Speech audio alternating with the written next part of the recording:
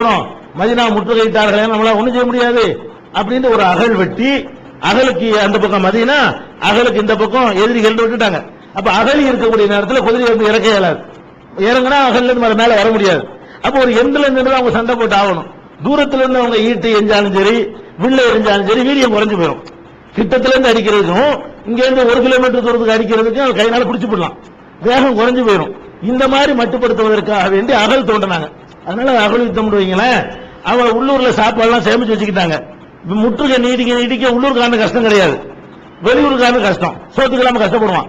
சோத்தெல்லாம் அவன் என்ன நினைச்சிட்டு வந்தா, 3 நாள் அப்படி லவட்டி எடுத்துட்டு வந்துடலான்னு வந்தான். 3 நாள் அப்படி மனிதனாவை சுருட்டி கையில எடுத்துட்டு போயிடலான்னு வந்தான்.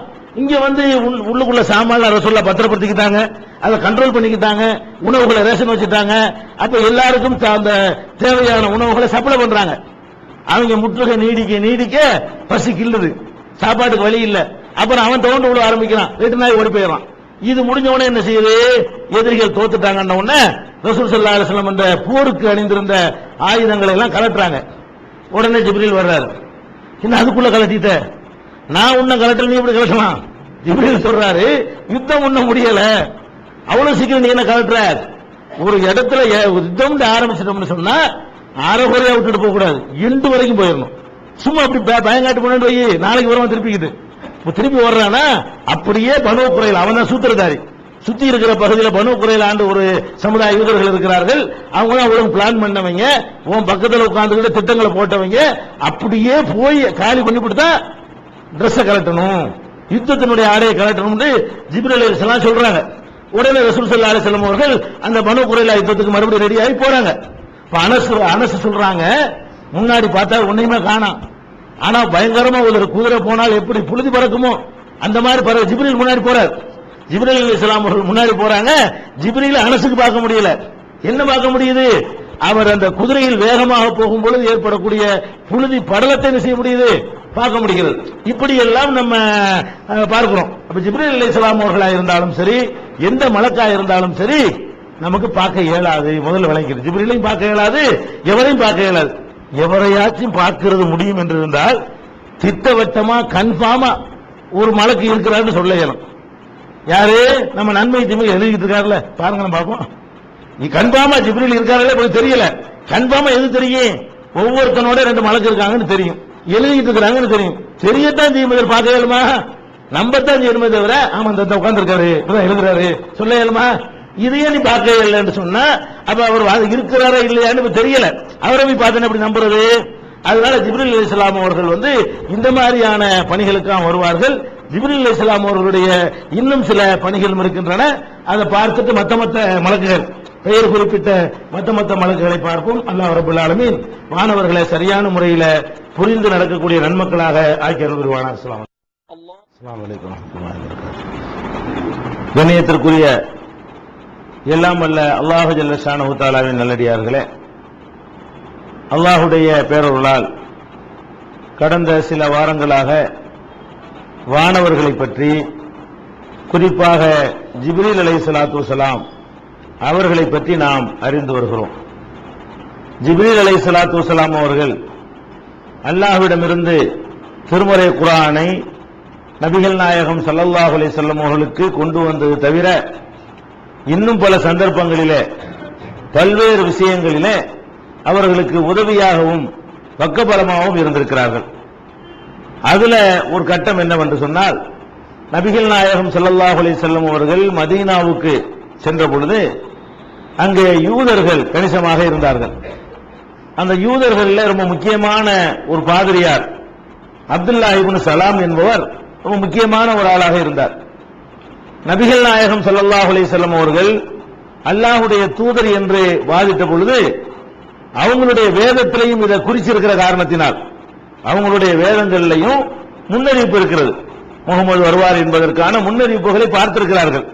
அதனால இவர் அவராத்தான் இருக்குமோ, நம்முடைய வேதங்கள்ல இருக்குத, நாம் அவரை சோதனை பண்ணுவோம் என்று அவர் நபிகள் நாயகம் ஸல்லல்லாஹு அலைஹி வஸல்லம் அவர்கள்ட்ட வர்றார்.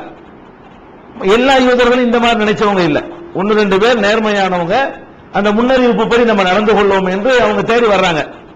மற்றவங்க எல்லாம் வந்து அவங்க தங்களுடைய பதவி அந்தஸ்து போய்விடும் என்பதற்காக நபிகள் நாயகம் ஸல்லல்லாஹு அலைஹி வஸல்லம் அவர்களை அதை ஆய்வு பண்ணவோ ஏற்றுக்கொள்ளவோ அவங்க தயாரா இல்ல. அவர் என்ன செய்யறாருன்னு கேட்டா, அவருடைய வேதத்துல உள்ள ஒரு 3 விஷயத்தை நபிகள் நாயகம் ஸல்லல்லாஹு அலைஹி வஸல்லம் அவங்கள்ட்ட கேட்கிறார். இது நம்ம வேதத்தில் இருக்கிறது, ஒரு இறை தூதராக இருந்தால் இவருக்கு தெரிஞ்சிருக்கணும். நம்ம வேதங்கள்ல நமக்கு இறைவன் மூலமா வஹீல வந்திருக்கிறது, இவருக்கு எழுத படிக்க தெரியாது. அதுவும் நம்முடைய வேதம் அப்ரானி மொழியில ஹிப்ரு மொழியில் இருக்கிறது. அப்ப ஹிப்ரு மொழியில உள்ள வேதம் இவருக்கு தெரியாத காரணத்தினால் அதுல அந்த வேதத்தை அவங்க பரவலாக்க மாட்டாங்க. யூத சமுதாயத்தை பொறுத்த வரைக்கும் அந்த பண்டிதர்கள் மாத்திரம்தான் வேதத்தை படிப்பாங்களே தவிர மக்கள் படிக்க கூடாது என்று வைத்திருந்தார்கள். அதனால அவருக்கு என்ன நம்பிக்கை என்று சொன்னா, நம்ம வேதம் ஹிப்ரு மொழியில் இருக்கிறது, அந்த ஹிப்ரு மொழி இவருக்கு தெரியாது. இரண்டாவது அரபு மொழி கூட இவருக்கு வாசிக்க தெரியாது. நாமளும் இந்த வேதத்தை பரவலா எல்லாரும் கொடுக்கல, பண்டிதன்மார்கள் மட்டும் தான் வச்சுக்கிட்டு இருக்கிறோம். அப்ப வேதத்தில் உள்ள எதை பத்தி இவர் கேட்டாலும் இவருக்கு சொல்ல இயலாது. அப்படி நினைத்துக் கொண்டு நபிகள் நாயகம் ஸல்லல்லாஹு அலைஹி வஸல்லம் அவங்கள்ட்ட 3 கேள்வி கேட்கிறாரு. நான் உங்கள்ட்ட 3 கேள்வி கேட்கிறேன், நீங்க இறை தூதரா இருந்தா தான் அதுக்கு பதில் சொல்ல இயலும். அதுக்கு பதில் சொல்லலைன்னா நீங்க நிச்சயமா இறை தூதரா இருக்க முடியாது அப்படின்னு அவரே சொல்லிவிட்டு 3 கேள்வி கேட்கிறார். என்ன கேட்கிறாருன்னு கேட்டா, ஒரு தந்தையின் மூலமாகத்தான் ஒரு குழந்தை உருவாகிறது.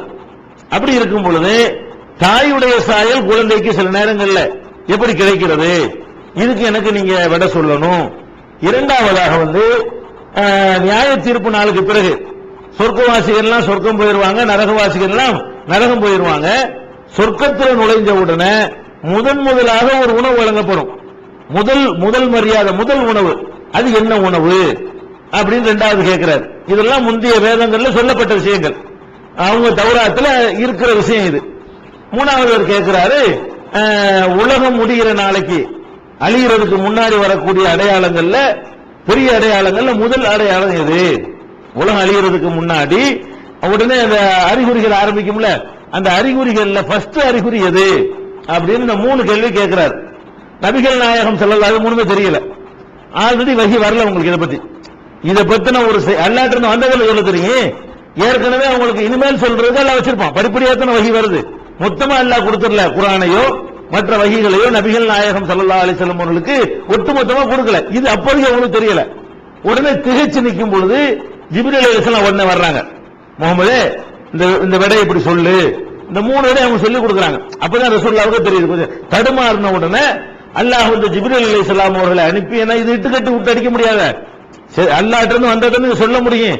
அதுல இவங்க சொல்றது அவங்க சொல்ல ஒத்து போகணுமே, எதையாச்சும் ஒரு 3 சொல்லி அவர் இல்லைன்னு சரியா வராத, அப்ப கரெக்டா சொல்லணுமே என்று அவங்க திகைத்துக் கொண்டிருக்கும் பொழுது அல்லாஹ்விடமிருந்து ஜிப்ரீல் அலைஹிஸ்ஸலாம் சொல்றாங்க. என்ன சொல்றாங்க? சொர்க்கத்துல முதல்ல கொடுக்கிற உணவு என்னவென்று கேட்டால், அந்த மீனுடைய ஈரல் தான் முதலாக என்ன செய்யப்படும், முதல் விருந்தாக அளிக்கப்படும் அப்படின்னு அவங்க வேதத்துல இருக்கிறது. இதை ஜிப்ரீல் அலைஹிஸ்ஸலாம் மூலமாக ரசூலுல்லாஹ்வுக்கு சொல்லி கொடுக்கறாங்க.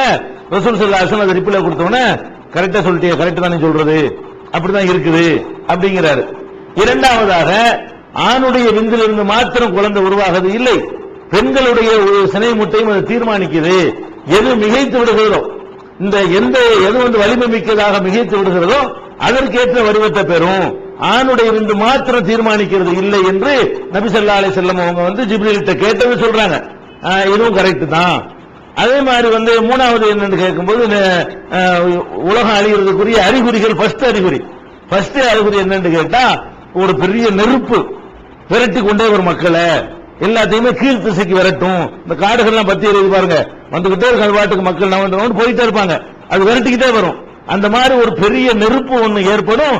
அதுக்கப்புறம் தான் வரிசையா சகட்டு மணிக்கு எல்லா அடையாளங்களும் கிழக்கு ஒதுக்கிறது மேற்கு ஒதுக்கிறது எல்லாம் மாறுங்கிறோம்ல, இது எல்லாமே அதுக்கு பிந்தி நடக்கும். ஃபர்ஸ்ட் நடக்கிறது அந்த விரட்டி கொண்டு வரக்கூடிய தீ நெருப்பு அப்படின்னு சொல்றாங்க. உடனே அவர் அந்த ஏற்றுக்கொண்டு அன்னைக்கு சில தழுவிக் கொள்றார். அவர் காத்து கொண்டிருந்தார், ஒருத்தர் வரப்போறாரு, வந்தாருன்னா நம்ம ஏற்றுக்கொள்ளலாம் நம்பிக்கை கூட இருந்தாரு. இருந்தாலும் உறுதி பண்ணி தானே ஏத்துக்கணும், இவர் தானே அதನ್ನು உறுதிப்படுத்தணும் இல்லையா? உறுதிப்படுத்துறதுக்காக இந்த கொஸ்டினை கேட்டாரு. ரசூல் ஸல்லல்லாஹு அலைஹி வஸல்லம் அஷ்ஹது அல்லா இலாஹ இல்லல்லாஹ், அவர் ஒரு பெரிய சஹாபி அப்துல்லாஹ் இப்னு சலாம் என்பவர் பிறகு பெரிய ஒரு நபி தோழர்களோடு திகழ்ந்தார். அப்ப இந்த இடத்துல ஜிப்ரீல் அலைஹிஸ்ஸலாம் குர்ஆன்ல இது இல்ல, குர்ஆன் அல்லாத ஒரு வஹி மூலமாகவும் கூட அவங்க ஒரு மெசேஜ் சொல்றதுக்கு வர்றாங்க. அவங்க கொண்டு வந்த எல்லாம் குர்ஆன் கிடையாது. குர்ஆன் என்று எதை சொன்னார்களோ அது குர்ஆன்ல பதிவு செய்யப்படும். குர்ஆன் இல்லாமலும் அவங்க சில தேவையான சந்தர்ப்பங்கள்லாம் இறங்கி இதான் அதுக்கு விட இப்படித்தான் நடந்து கொள்ளணும் என்று அறிவித்து கொடுப்பார்கள். அதே மாதிரி நபி ஸல்லல்லாஹு அலைஹி வஸல்லம் அவர்கள் தெரியாமல் இருந்த பல விஷயங்கள். ஒரு நாள் என்ன செய்யறாங்கன்னா தொழுகை நடத்துறாங்க. தொழுகை நடத்தும் போது ரசூல் ஸல்லல்லாஹு அலைஹி வஸல்லம் காலத்துல இப்ப நம்ம கேட்டு ஆச்சரியப்படுவோம். ஆச்சரியப்படுறது மட்டுமில்ல, இது நமக்கு ஏத்துக்கிறது கூட சங்கடமா இருக்கும். ஆனா ரசூல் ஸல்லல்லாஹு அலைஹி வஸல்லம் காலத்துல அப்படிதான் இருந்தது. பெரும்பாலும் ரசூல் ஸல்லல்லாஹு அலைஹி வஸல்லம் காலத்துல தொழும் போது செருப்பு போட்டு தான் தொழுவாங்க. செருப்பு போட்டு தொழுவாங்க. செருப்பு வாசல்ல கழட்டி வச்சிருக்கோம் நம்ம சொல்றோம். ஆனா ரசூல் ஸல்லல்லாஹு அலைஹி வஸல்லம் காலத்துல எப்படி தொழுவாங்க? சஹாபாக்களும் ரசூல் ஸல்லல்லாஹு அலைஹி வஸல்லம் அவர்களும் அணிந்திருக்கிற செருப்போட தான் தொழுவாங்க. செருப்பை வெளியில வச்சுட்டு கல்ப வாசல் வச்சுட்டு இருக்கோமா இல்லையா? எவன் தூக்கிட்டு போனானோ, என்ன ஆச்சு தெரியலையே, புதுசா வாங்கணும், இதெல்லாம் வரக்கூடாதுக்காக வேண்டி. ஆனா அது மண்ணு, அதை நம்ம கவனிக்கணும். ரசூல் ஸல்லல்லாஹு அலைஹி வஸல்லம் காலத்து பள்ளிவாசல் என்பது வெறும் மணல்ல போய் சும்மா நிக்கிறத விட செருப்போடு நிக்கிறாங்க பெரிய பாதிக்காது. அந்த அமைப்பு அப்படி இருந்துச்சு. அவங்க கட்டாயமானது ஒண்ணும் கிடையாது. புகார்ல கூட ஹதீஸ் இருக்கிறது, ரசூல் ஸல்லல்லாஹு அலைஹி வஸல்லம் ஸல்லி பின்னாலி, செருப்பணிந்து தொழுவார்களா? ஏன் தாராளமா தொழுவாங்க, நிறைய தொழுவாங்களே. அப்படி எல்லாம் ஹதீஸ்களை பார்க்கணும்.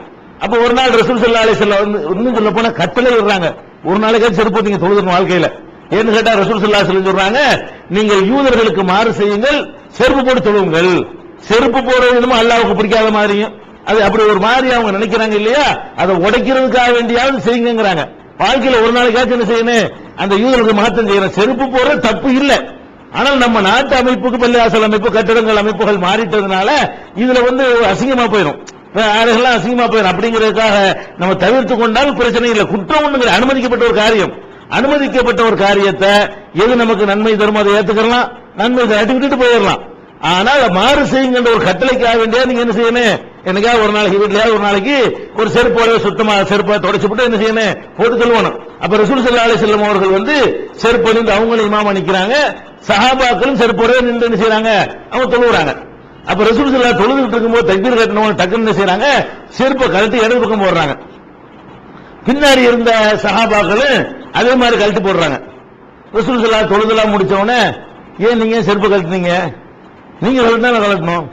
சஹாபாக்கள் சொல்றாங்க, நீங்க தானே கலட்டினீங்க, நீங்க போட்டா நாங்க போடுறோம், நீங்க கழட்டி போறோம் அப்படிங்கிறாங்க. அது ரசூலுல்லாஹ் அப்படித்தான் பின்பற்றணும்.